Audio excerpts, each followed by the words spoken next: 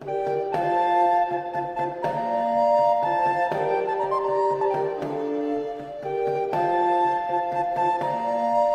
pas Jeanne Bilodeau? Tu t'en viens faire ton lavage? Ah ben oui, hein? Bonjour, ma belle Anne-Marie Fansec. Je m'en viens laver mes torchons, là, mes mouchoirs de la semaine. Puis qu'est-ce qu'il y a de nouveau par chez vous? Ben, j'ai ouï dire que notre très chère sœur Étienne Pézard de la Touche, là, le seigneur de la seigneurie de Champlain, il aurait déjà été gouverneur à Ville-Marie. C'est encore des nouvelles, ma pauvre Jeanne. C'est vrai qu'il a été nominé, mais il n'a jamais eu de suite. Laisse-moi te raconter ça. Ça s'est passé le jour même de son mariage. Étienne Pézard de la Touche, le sieur de la Touche, comme on l'appelle, ben, c'est un homme qui avait de haute qualité. Puis, le gouverneur de la Nouvelle-France, tu sais, Messire Augustin de Saffré, chevalier de Mézy, il l'affectionnait tout particulièrement. Ben, imagine-toi qu'il nomme gouverneur de Ville-Marie, le jour même de son mariage. Mais Paul de Chamédé de Maisonneuve, qui était déjà gouverneur de Ville-Marie, puis le premier en passant. Puis ça relevait de lui, puis des seigneurs de Ville-Marie, de nommer le gouverneur. Ben, tu comprends bien qu'ils sont tous opposés.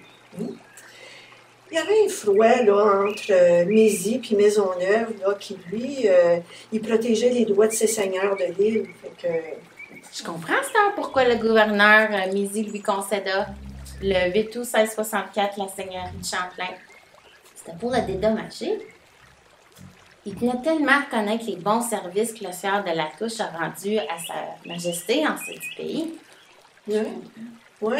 Bien, le sieur de la Touche, là, tu sais, il avait 37 ans lorsqu'il vient en Nouvelle-France, avec la seule ambition de servir Dieu puis son roi.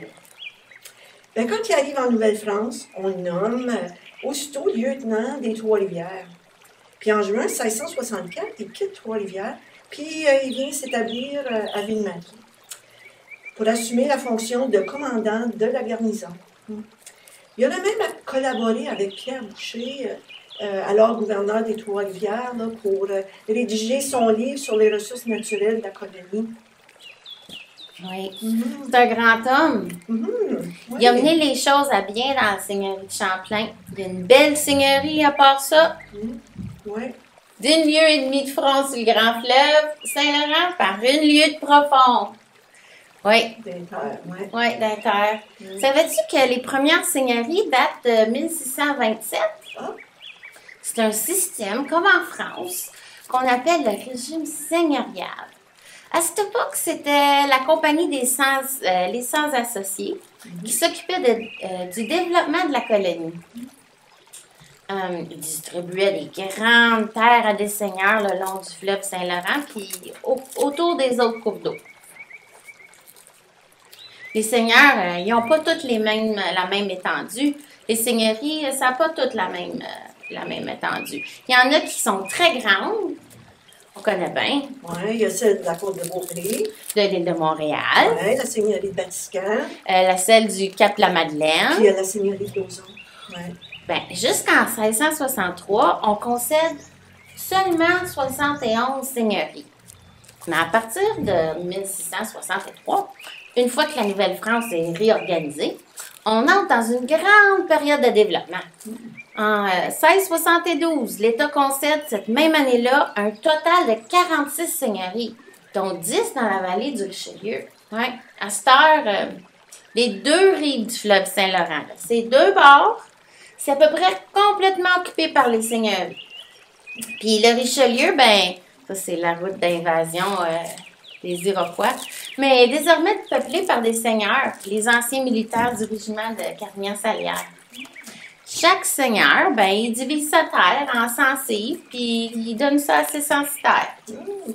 Puis là, les seigneurs, ben, ils avaient la responsabilité de peupler le seigneurie. Oui. Ouais. Il paraît que grâce à ses contacts, le sieur de la Touche, lui, il a attiré de nombreux colons dans sa seigneurie.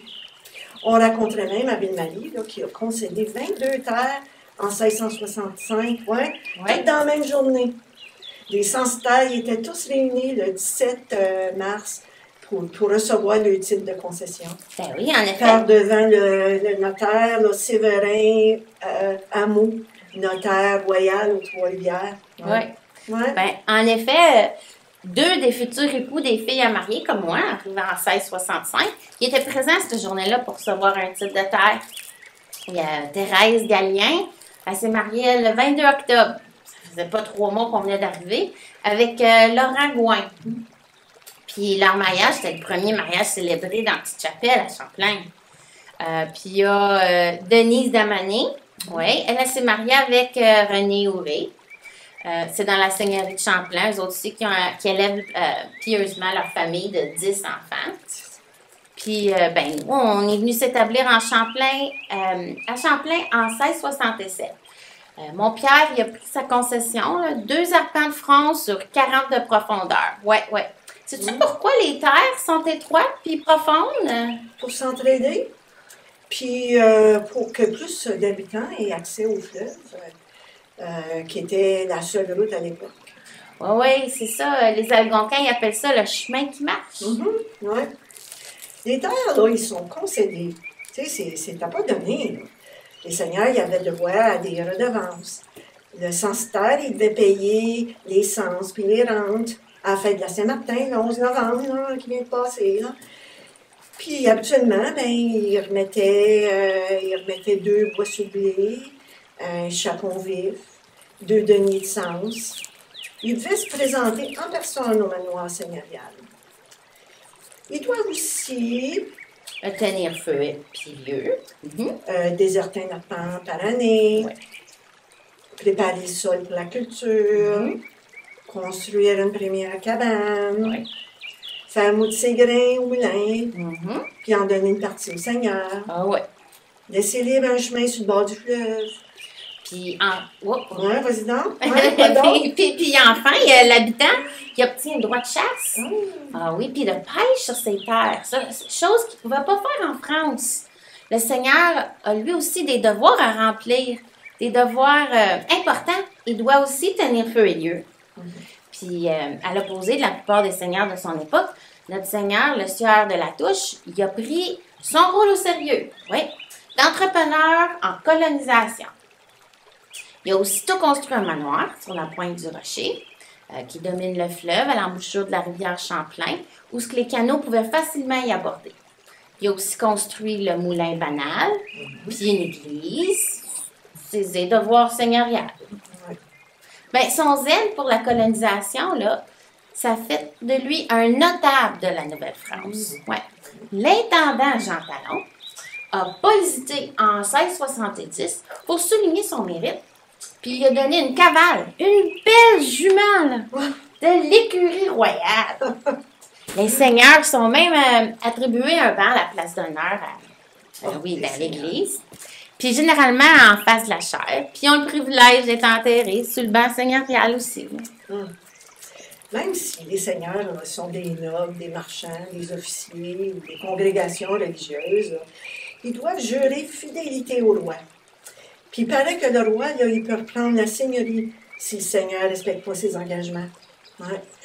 Dès qu'il y a suffisamment de censitaires, le seigneur, il doit construire un moulin à farine sur sa seigneurie, puis les censitaires ont l'obligation de l'utiliser. C'est pour ça qu'on dit qu'il est banal. Apparence là, que le seigneur, il perçoit un droit de mouture, puis que chaque fois qu'un censitaire vient faire moudre son grain, il doit laisser le 14e minute. Ben, ça permet au moins de défrayer l'entretien du moulin puis le service du meunier. Tu sais, le moulin, il est bien nécessaire pour faire moudre notre blé en farine. La farine, c'est l'ingrédient le plus important pour fabriquer du bon pain. Puis du pain, on en mange. Il faut cultiver beaucoup de blé. Pour ma part, mon Hubert, lui, a reçu une concession d'un arpent dans l'enclos de la ville, Côte-Saint-Joseph, des Sulpiciens, des seigneurs de Ville-Marie. Ouais. Puis en ville, ben, on ne cultive pas le blé. Tu comprends? Fait qu'il faut soit acheter nos poches de fines fleurs qui sont vendues au marché pour faire notre propre pain. Puis savais-tu que la majorité des maisons ont leur propre four? Oui, ça va. En tout cas, on peut aussi acheter notre pain du boulanger, mais le boulanger est tenu d'avoir le nombre de pains qu'il faut pour sa clientèle ordinaire. Ah! Ouais. Tu sais, Anne-Marie, quand on vient s'établir sur une terre et pas prêt tout de suite à donner le pain quotidien, les terres sont couvertes de bois, car tout ce vaste pays n'est qu'une forêt. C'est un long, pénible travail avant de pouvoir faire pousser du blé puis de le récolter. Mais plus on découvre la terre de bois, plus c'est fertile puis abondant. La terre est une belle terre à froment. Ici, les blés, les légumes puis toutes sortes de grains croissent en abondance entre la roche. Mais ça pousse. On sème le blé dans le mois de mai puis la récolte, c'est fait à la mi-septembre. Ah, quand mon Hubert vivait, il mangeait, sais-tu, au moins 2 livres de pain par jour. Ça fait que du pain, j'en faisais plusieurs fois par semaine. Moi, je faisais mon propre pain. Je commençais la veille. Je sortais la huche à midi, puis je la mettais près de l'âtre avec de la fleur dedans pour la réchauffer. Puis le vin, ben, je l'avais déjà fait avec un peu de fleur puis de l'eau tiède.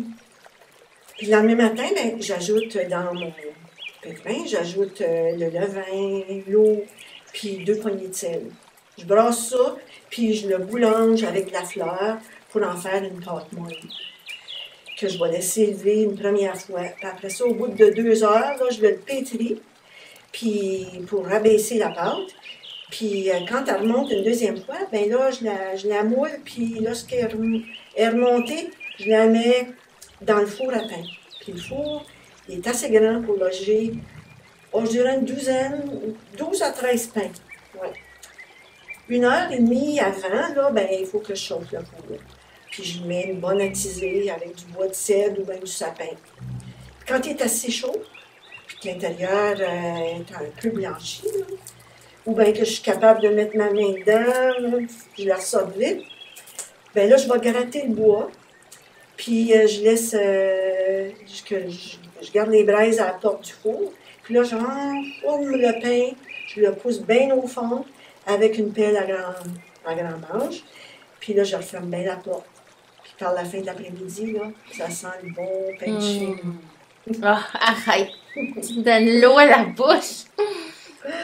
Oh, Jeanne, il faut que je te dise que depuis que mon Hubert est décédé, il y a le beau Gabriel Cardinal qui me court après. C'est un homme fort et costaud, exactement ce que j'ai besoin pour m'aider. Je te dis, j'en vois plus clair. Je sais pas s'il mange autant de pain que Hubert. C'est à voir.